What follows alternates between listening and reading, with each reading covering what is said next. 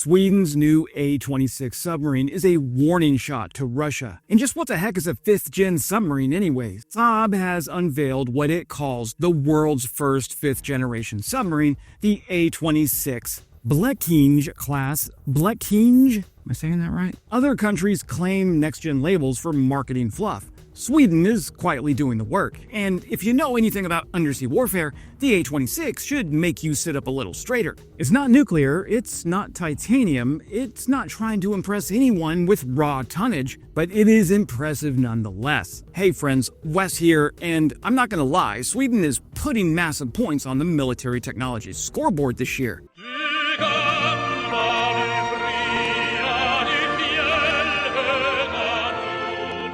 The A-26 is a platform meant to thrive in the messy, surveillance-dense battle space the rest of the world is stumbling into. It's a submarine designed for a future where stealth isn't an adjective, it's oxygen, and it arrives at a moment when NATO's northern flank matters more than ever. Before we get into the 5th-generation claim and what that term actually means, let's start with why Sweden thinks the world needs one. What makes the Baltic such a cruel arena is the compression of every variable that normally gives submarines room to breathe. Shallow depth works against you. Acoustic conditions shift by the hour. Civilian traffic clutters the water column. The Russians have shown a propensity for passive sensors, hydrophones, and underwater drones to make the place feel less like an ocean and more like a security checkpoint. That is the world the A-26 is entering, a knife fight in a phone booth, where brute force survivability means far less than managing signatures with surgical finesse. In this setting, the old Soviet and Russian doctrine of hide by going deep collapses. There is no deep. There is only clever. Even surface assets feel the squeeze. Long-endurance drones loiter overhead, maritime patrol aircraft sweep repeatedly, satellites stare down at telltale wakes and thermal anomalies. A submarine that can't mute its own existence becomes a liability before it ever leaves port. This is why Sweden's naval thinkers stopped trying to build a smaller version of someone else's submarine and instead built something tailored to their neighborhood. It's a conventional boat that behaves like a ghost, refuses to be pinned by sonar curtains, and can shift from reconnaissance to sabotage to strike missions without compromising its stealth profile. That's impressive. It's the maritime equivalent of reshaping the battlefield instead of merely surviving it. And the timing matters. Finland's entry into NATO closes the Baltic basin in a way Moscow really never planned for. Kaliningrad is now a fortified island with NATO sensors to the north, west, and east. Any Russian fleet movements require threading a needle under constant surveillance. A platform like the A-26 doesn't just exploit that vulnerability, it amplifies it. The silent war is back. And once more, we play our dangerous game. A game of chess against our old adversary, the American Navy.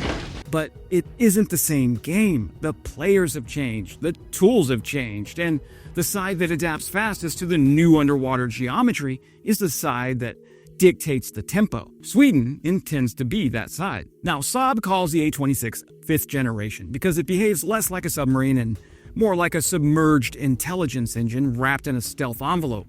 The battlefield it inhabits demands that kind of evolution, and for once, the marketing hype matches the moment.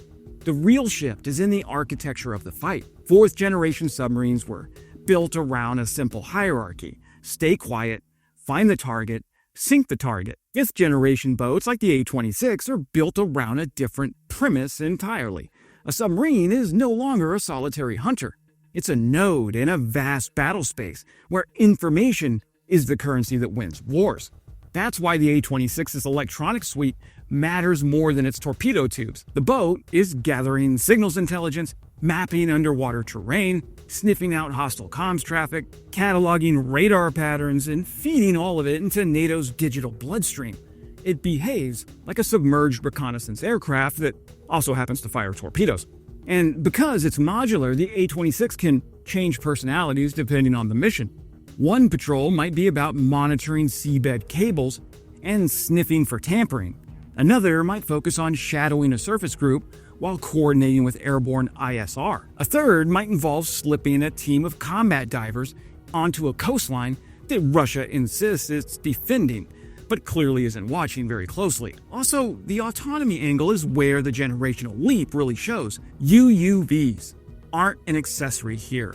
They're an extension of the submarine's nervous system. When an A-26 deploys a swarm of small underwater vehicles, it effectively multiplies itself, expanding its sensor reach, complicating enemy targeting, and creating phantom signatures that degrade adversary decision-making. That is the very definition of multi-domain warfare made tangible. And yes, the Stirling AIP, the air-independent propulsion system, is really the beating heart of all this. Endurance underwater is no longer measured in hours or a couple of days.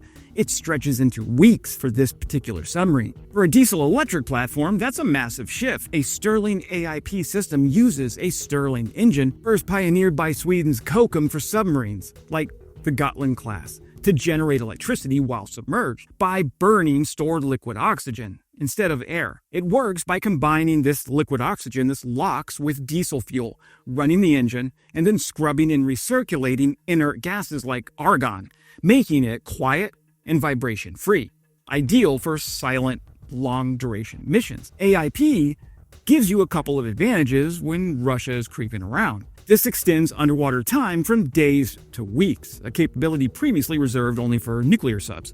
AIP also impacts stealth. It is extremely quiet and vibration-free, making the submarine hard to detect. Finally, it's super cost-effective. Nuclear propulsion is insanely complex and expensive to operate. The annual cost for advanced boats like the U.S. Virginia-class is estimated around $50 million annually, but reach billions of dollars when you consider total life cycle costs. The nuclear reactor is an oversized piece of that cost. But back to Saab. Sweden built a boat that treats noise the way a sniper treats silhouette. Something to be shaved, shaped, and concealed until the enemy convinces himself he imagined it. The hull isn't just strong, it's tuned. Every rib, plate, and weld is arranged to kill vibration before it can leak into the water column.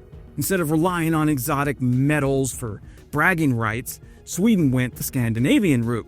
Methodical engineering, clever geometry, and materials that work with physics instead of trying to bully it. The shaping is where you see the generational jump. Older diesel boats reflect active sonar like a dinner plate. The A-26 bends, scatters, and absorbs that energy, giving hostile sensors returns that look more like seabed clutter than a submarine stalking its coastline. The coatings matter too. The A-26 wears a skin designed to interfere with sonar the way radar-absorbent material interferes with radar on fifth-generation fighters. Sound energy hits the surface and dies instead of bouncing back with a clean outline. In practical terms, that means a Russian frigate sweeping for contacts might sail right past an A-26 without realizing it shared the same water. But the party trick is what happens when the sub goes quiet. Shut down everything except life support, hunker down in cold water, and the A-26's acoustic fingerprint falls so low it blends with the environment. You get a submarine that disappears into physics. Russian titanium boats were engineered to look invincible. The A-26 is engineered to look non-existent. When Saab talks about low-observable, this is what they mean. A platform that reduces the enemy's situational awareness not by inches, but by categories. A platform that forces adversaries to question their sensors, their search patterns, and eventually their assumptions. What else would you expect from the same company that invented Barracuda camo for land-based systems? That's the kind of stealth that changes a region's security calculus, because you can't counter what you can't confirm is there. The unmanned underwater vehicles add another layer. They expand the sub's reach without exposing the mothership. A UUV can trace seabed cables, loiter around pipeline junctions, plant sensors on the ocean floor, slip inside a harbor, or simply act as a forward scout, giving the A-26 an extended set of eyes. If you sat down with a blank sheet of paper and asked, what should a submarine look like in the era of cable sabotage, maritime gray zone tactics, and unmanned systems, well, you'd end up sketching something that looks very close to this. The A-26 is built to fight in a world where the battlefield keeps changing shape and where the quietest tools often have the loudest impact. Poland announced that it plans to buy 3 A-26 submarines. That escalated quickly. South Korea tried to beat the offer with a free submarine. Poland still walked right past them. NATO interoperability mattered more, and Sweden's engineering spoke for itself. 3 A-26s in Polish hands sends a simple message. Russia's Baltic calculus just got harder. The A-26 is the first submarine built for this paradigm instead of retrofitting its way into it.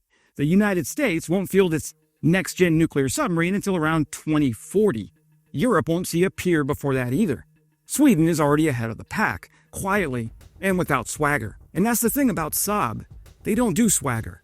They do systems that work. When Sweden joined NATO, the alliance gained an entire philosophy of warfare.